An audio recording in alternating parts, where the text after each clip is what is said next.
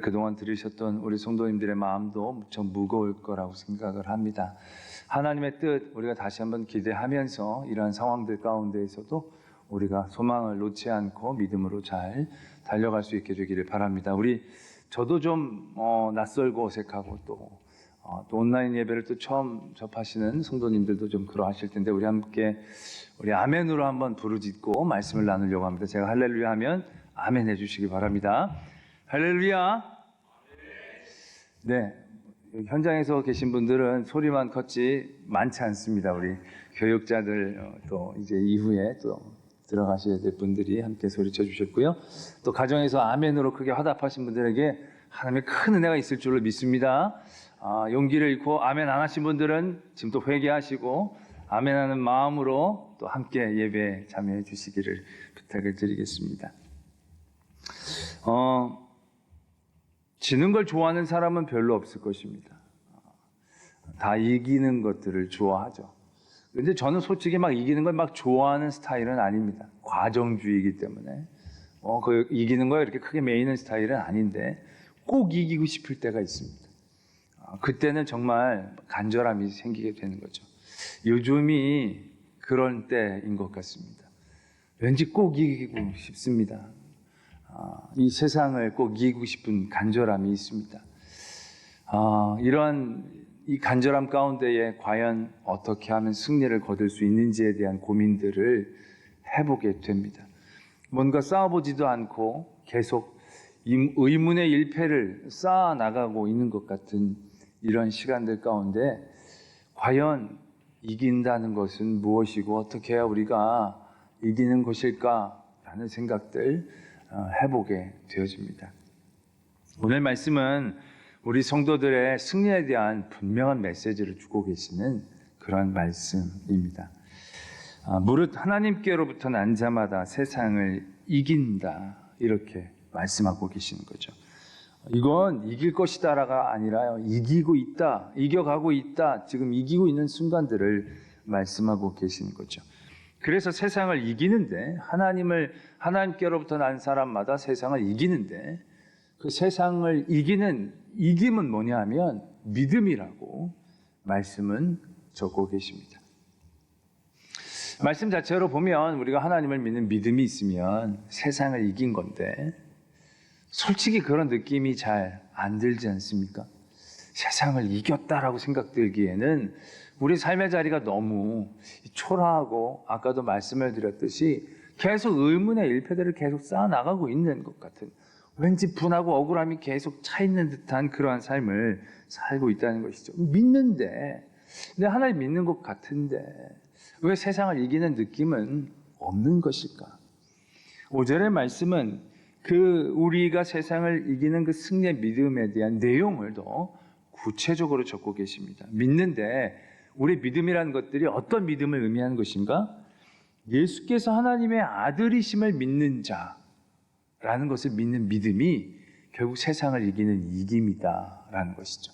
다른 여러 가지 우리의 믿음이라고 했을 때 여러 믿음이 있겠지만 다른 여러 믿어야 대한 요소가 아니라 예수님께서 하나님의 아들이심을 믿는 그 믿음의 핵심이 세상을 이기는 그 이김의 가장 큰 힘이다라는 것을 분명하게 말씀하고 계신다는 것이죠. 그렇게 되니까 우리가 더 힘들어집니다. 예수님이 하나님의 아들이심을 믿는데 그 믿음이 여러 가지로 나를 다양하게 공격해오는 세상의 공격들, 환난들, 그것들을 이겨내는 이김이 어떻게 될 수 있느냐라는 얘기죠. 지금 이런 모든 전염병의 공격들, 하나님의 아들 예수 그리스도 그분을 믿는 것, 예수님이 하나님의 아들이심을 믿는 믿음이 그 병마로부터 우리를 어떻게 구원해 줄 수 있을까? 많은 사람들의 손가락질, 오해, 그런 상황들 가운데서 예수님이 하나님의 아들이심을 난 믿습니다라는 믿음이 어떠한 방패막을 나에게 줄 수 있고 그 믿음이 어떻게 그 세상의 지배한 공격들을 이겨낼 수 있을까? 경제적인 어려움들, 세상의 많은 유혹의 자리에서 예수님이 하나님의 아들이심을 믿는 믿음이 그 많은 세상의 공격과 유혹들 그곳에서부터 나를 어떻게 이겼다라고 생각하게 이겼다라고 선포할 수 있게 해 주실 수 있는가라는 생각 해보게 됩니다. 오늘 예수님께서 하나님의 아들이심을 믿는다라는 것은 우리가 너무나 기본적인 거죠. 그런데 예수님이 하나님의 아들이심을 믿는다는 이 믿음 안에 포함되어 있는 중요한 핵심적 요소가 또 있습니다. 그건 결론적으로 말씀을 드리자면 사랑이다라는 거죠. 예수님이 우리를 사랑하신다라는 이야기를 하고 있다는 것입니다. 이 얘기를 알려고 하면 이 요한 1서의 배경, 요한 1서가 성도들에게 깨우쳐 주시고자 하시는 한 가지 주제들을 살펴볼 필요가 있습니다. 그게 바로 무엇이냐면 그 당시에 예수님의 인간 되어지심을, 그래서 예수님께서 십자가에 달려 고난당하심을 인정하지 않는 그러한 이단들이 생겨나고 있었다는 것이죠. 그래서 그들은 그냥 예수님께서 이 땅에 오셨다가 그 고통은 당하시지 않고 고통은 껍데기만 당하시고는 그냥 하늘로 올라가셨다. 하나님의 아들이 그렇게 굳이 힘들고 어려운 고난과 고통 등을 당했을 리가 없다. 그렇게 해서는 안 된다. 그러면 격이 떨어진다. 뭐 이렇게 이야기하는 이단적인 사상들이 있었다라는 얘기죠. 어떻게 보면 하나님의 아들이신 예수님께서 불편한 인간의 몸을 입고, 인간의 몸이라는 것 자체가 굉장히 낮고 천한 그러한 상황 가운데 처했던 지체이기 때문에 그런 거 입으시면 폼이 안 난다, 격이 안 맞는다, 그거 아닐 것이다. 그냥 우리가 환상으로 보여진 것이지 실제로 내려오신 건 아닐 것이다. 그렇게 믿으려고 했던 그런 이단들 있었다라는 얘기죠. 어떻게 듣고 보면 하나님을 더 높이는 것 같고 예수님이 더 폼나게 되는 것 같고 또 그럴듯한 생각이기도 했다라는 얘기죠. 그러나 그런 생각이 갖고 있는 아주 치명적인 함정이 있다는 것입니다. 그건 바로 무엇이었냐면, 그렇게 예수님을 믿게 되어지면 그 예수님이 이 땅에 내려오셔서 우리들에게 전해주셨던 모든 말씀들, 그 마음의 중심들, 그 모든 것들은 환상 같은 것이 되어버리고 마는 거죠. 진정한 마음, 진정한 우리들을 향한 예수 그리스도의 사랑이 결여되어지는 현상이 나타나는 거예요. 너무나 쉬운 일이니까요. 그냥 환상적으로 내려와서 쉽게 얘기해, 그것이 다 쉽잖아요. 그때 우리를 사랑한다는 사랑이 어떻게 진정한 사랑으로 받아들일 수 있겠냐는 거죠. 자기는 하나도 고생 안 하고 그냥 뭐 증강 형실처럼 내려와가지고 아무런 고통도 없고, 우리가 전자오락이나 게임하는 사람들 보면 죽지만 그냥 죽을 뿐이잖아요. 거기서 죽을 뿐이 자기 막 고통을 막 느끼거나 그런 건 아니잖아요. 그러니까 쉽게 다시금 시작하고 리셋하고 리스타트하고, 그리고 굉장히 쉽게 그런 일들이 시작이 되지는 어떤 대가나 희생이나 그런 것들이 요구되지 않으니까요. 만약에 우리가 전자 오락을 하는데 뭐 이렇게 싸움하는 거 하는데 진짜로 그런 오락을 하면서 내 수명이 1년씩 진짜로 단축된다라고 한다고 해보십시오. 쉽게 그걸 시작하겠습니까? 쉽게 시작하지 못할 겁니다. 겁날 겁니다. 예수님이 그렇게 이 땅에 오셨다 가셨다라고 믿는다는 것은요, 예수님이 우리를 향한 진심을 우리가 인정하지 않게 되어지는 현상을 만들어낸다는 것이죠. 오늘 예수님께서 하나님의 아들, 여기 예수님은 인간 예수님을 의미하는 겁니다. 그 인간 예수님이 하나님의 아들이심을 믿는다는 것은 하나님의 아들이 진짜로 인간의 몸을 입고 이 땅에 오셨다는 사실을 믿는다라는 것입니다. 그것을 믿는다는 것은 그 예수님이 하나님의 아들이심을 믿는 단순한 그 믿음에서 끝나는 게 아닙니다. 하나님의 아들이신 예수님께서 이 땅에 내려오셔서 불편한 인간의 몸을 입으시고 매맞고 고통당하시고 온갖 핍박과 모욕을 당하시고 그 일들을 다 오롯이 감당해내셨다라는 것을 의미하는 것입니다. 그것을 어떻게 그렇게 감당해내실 수 있으셨겠습니까? 그리고 그분이 십자가에 달려 죽으셨다는 겁니다. 인간의 모든 고통들, 아니 어떻게 보면 보통의 인간들, 아주 웬만한 인간들은 경험해보지 못할 가장 극악한 고통의 자리에서 그분은 죽으셨다라는 겁니다. 그분이 그렇게 왜 죽으셨느냐라는 것이죠. 결국 우리를 사랑하셨기 때문이다라는 것을 우리가 분명히 알아야 한다는 것이죠. 그 예수 그리스도께서 하나님의 아들이심, 그 인간 예수님이 하나님의 아들이심을 믿는다는 건 그분이 우리를 그렇게 사랑하셨다라는 사실을 받아들이는 것을 의미하고 있다라는 얘기죠. 단순히 예수님이 하나님의 아들이심을 믿고 우리가 지금 쉽게 예수님 하면서 얘기하듯이 예수님 우리를 사랑합니다, 그냥 쉽게 생각하듯이 받아들이는 그런 구조가 아니라는 겁니다. 예수님이 우리를 얼마나 사랑하셨는지를 인정하는 그 믿음을 의미하고 있다라는 것이죠. 그래서 로마서에서도 이렇게 적고 있지 않습니까? 로마서 8장 37절에서도요. 여러 세상의 핍박이나 환난이나 공고나 이런 것들이 막 와요. 그러나 우리가 이러한 일들을 당했을지라도 우리는 괜찮다는 겁니다. 그걸 어떻게 말씀은 적고 있느냐? 이 모든 일에 우리를 사랑하시는 이로 말미암아 우리가 넉넉히 이긴다. 로마서 8장 37절의 말씀입니다. 여러 세상의 고난들, 공격들, 핍박들 있지만 우리가 그런 많은 것들 가운데에서 이겨낼 수 있는 힘, 그것이 생긴다는 거죠. 그게 바로 뭐냐?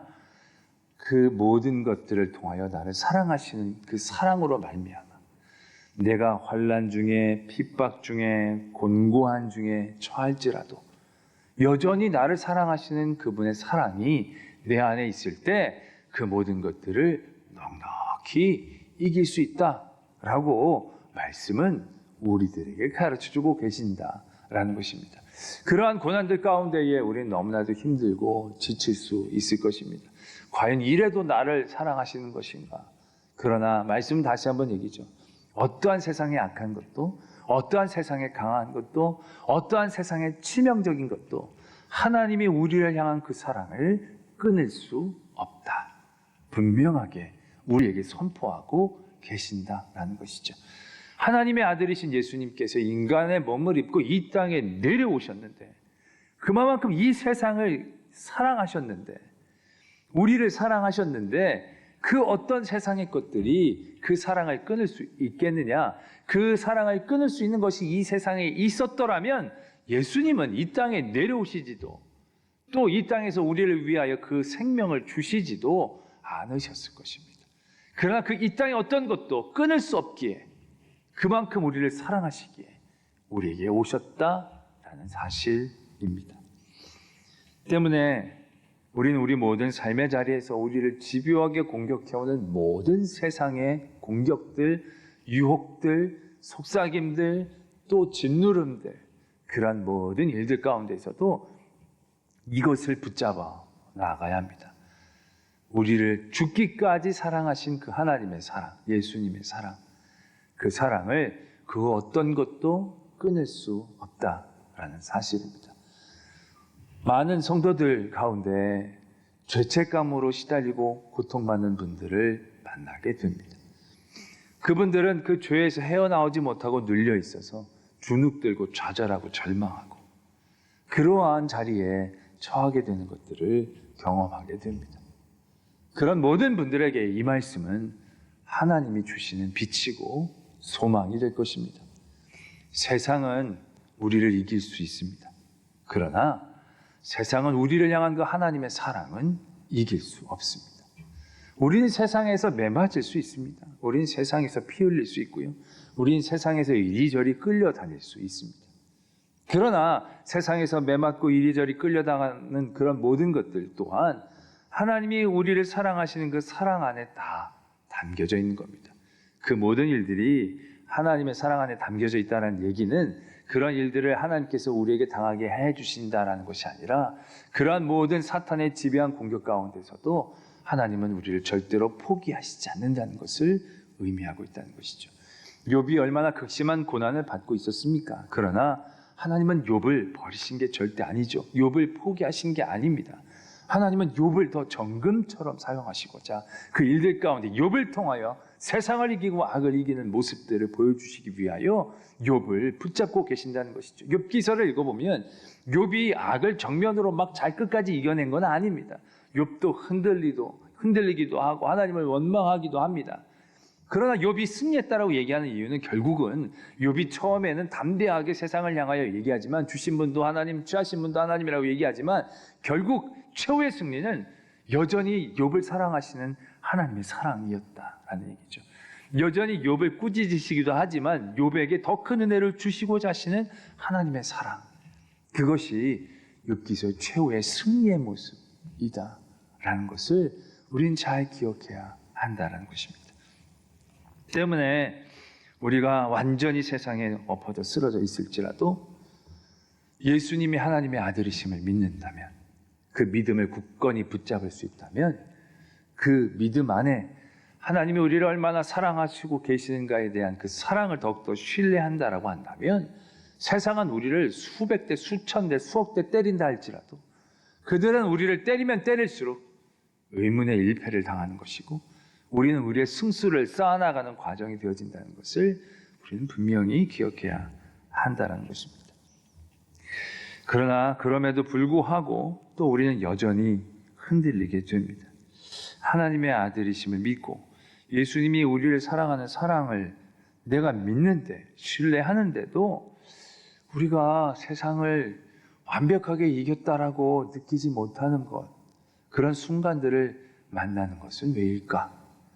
여전히 우리는 열심히 예배를 드리고 하나님을 사랑하는 일들 가운데, 하나님이 나를 사랑하시는 그 신뢰와 믿음 가운데 굳건히 서 있다라고 생각하는데, 그럼에도 불구하고 여전히 세상을 향하여 패배를 당하고 있는 이 느낌은 어떠한 기분인가? 어떠한 것으로부터 시작된 것인가?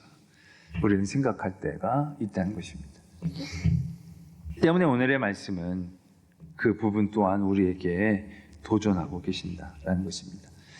예수님께서 하나님의 아들이심을 믿는 자, 그 믿는 자는 아까도 말씀을 드렸듯이 하나님이 우리를 사랑하시는 것, 우리의 사랑은 그 어떤 것도 끊을 수 없는 것을 믿는 그 사랑이다라는 것을 말씀드렸지요.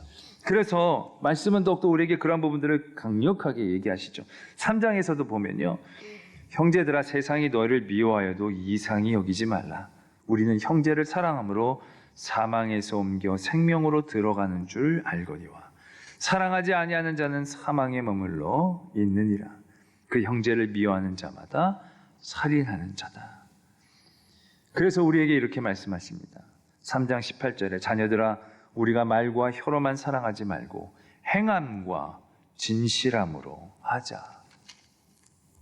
결국 성도들이 이 땅 가운데서 사랑을, 하나님의 사랑에 대한 이론과 이웃에 대한 사랑으로 실제적인 것들로 그 일들이 이루어졌을 때 그것이 온전한 예수 그리스도의 역사로 나타나게 되어진다는 것을 다시 한번 우리에게 도전하고 있는 것입니다.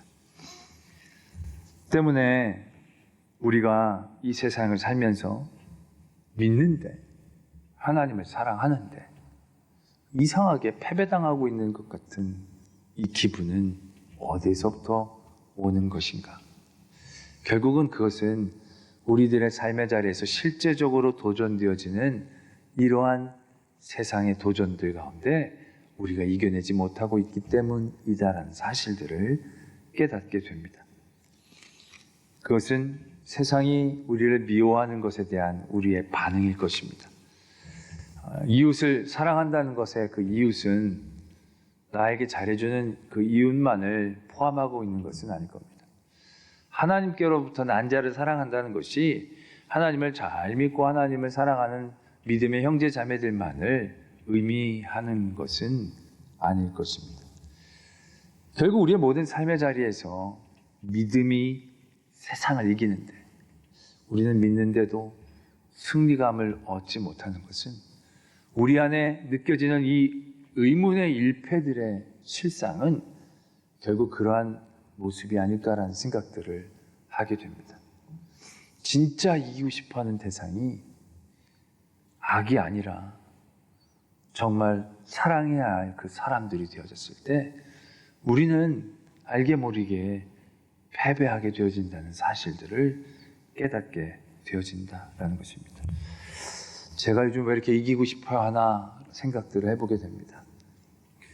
그 이기고 싶어 하는 간절함은 결국 사람들을 이기고 싶어하는 생각이었다라는 얘기죠. 사람들을 이기고 싶어 했던 것은 그들을 향한 나의 미움과 분노들, 꼭 그 사람한테는 이기고 싶다, 꼭 그 사람만은 내가 꼭 승리를 선포하고 싶다, 어떤 그러한 분노들, 어떠한 억울함과 그러한 좌절들이 그 안에 이미 있었기 때문에 이기려고 하는 그 순간 나는 패배하고 있다는 것을 깨닫게 되어지는 대목입니다. 우리의 모든 삶의 자리에서 우리는 어떻게 이겨야 할 것인가를 다시 한번 바라보기를 원합니다. 믿음을 지킨다, 하나님을 사랑한다, 우리의 말이 실제적이고 실천적으로 그 능력을 발휘하기 위해 우리가 어떠한 것들을 결국 깨어 도전해야 하는가를 다시 한번 고민해보게 됩니다. 여러분들은 어떻습니까? 여러분들은 무엇을 이기고 싶습니까? 우리가 이겨야 할 것은 우리의 분노일 것입니다. 우리가 이겨야 할 것은 우리 안에 자리 잡으려고 하는 악일 것입니다. 우리가 이겨야 될 것은 우리가 이기려는 그 이김에 대한 우리의 욕망일 수도 있을 것입니다. 지금 이 시대에 교회가 세상으로부터 많은 미움을 받고 있습니다. 요한일서 아까도 말씀을 드렸듯이 3장 13절에 세상이 너희를 미워하여도 이상히 여기지 말라라고 적고 있습니다. 세상이 우리를 미워하는 것에 우리는 억울해하고 분해합니다. 어제 기사를 봤는데 성당하고 법당은 모든 것들이 허용되어지는데 교회만 허용되지 않았다라고 기사가 뜨더라고요. 순간 욱했습니다. 욱하면서 또 저는 의문의 일패를 당했습니다. 그 욱함이 결국 우리들의 부족함과 연약함과 하나님의 사랑에 대한 신뢰하지 못함에 대한 분노와 깨달음이 되어졌어야 하는데 정말로 엉뚱한 대상에 대한 미움이었지 않는가라는 생각, 정확히 대상도 모르며 불특정하게 세상을 미워하는 그 미움이었지 않는가라는 생각들을 다시 한번 해보게 되어집니다. 병으로 신음하고 있는 이 시대, 저는 병보다 미움과 혐오가 우리를 더 병들게 하고 있는 것은 아닌가라는 생각들을 하게 됩니다. 이런 가운데에서 모두가 병에서 자유로워지셨을 때 우리들에게 남는 것은 과연 무엇일까 하는 생각들을 해보게 됩니다. 병이 영원하지는 않을 겁니다. 그러나 병이 지나가고 난 다음에 우리에게 영원히 남겨져야 할 것이 무엇인지를 우리가 다시 한번 바라보기를 원합니다. 그리고 이 세상의 모든 미움과 혐오로부터 우리의 승리를 지켜내기를 원합니다. 세상을 이기는 승리는 이것이니 우리의 믿음이고, 그 믿음은 사랑이고, 그 사랑은 하나님의 사랑을 경험하는 우리들이 느끼는 것이고, 그 사랑은 하나님을 사랑하는 것에서 그치는 반쪽짜리 사랑이 아니라 그 크신 사랑으로 인하여 넉넉히 세상을 품고 용서하고 긍휼히 여기고 위해 기도할 수 있는, 그래서 정말로 세상을 이겼다라고 얘기할 수 있는, 예수님이 세상을 이겼다라고 얘기했을 때 그 이김과 같은 그 이김, 그를 찌르고 못 박고 죽이는 그 세상을 향하여 사랑으로 대해 주셨을 때 내가 세상을 이겼다라고 얘기해 주셨던 그 예수님의 사랑을 닮아갈 수 있는, 그래서 그 온전한 사랑을, 승리를 느끼고 또 얻을 수 있는 저와 여러분들이 되어지기를 소망합니다.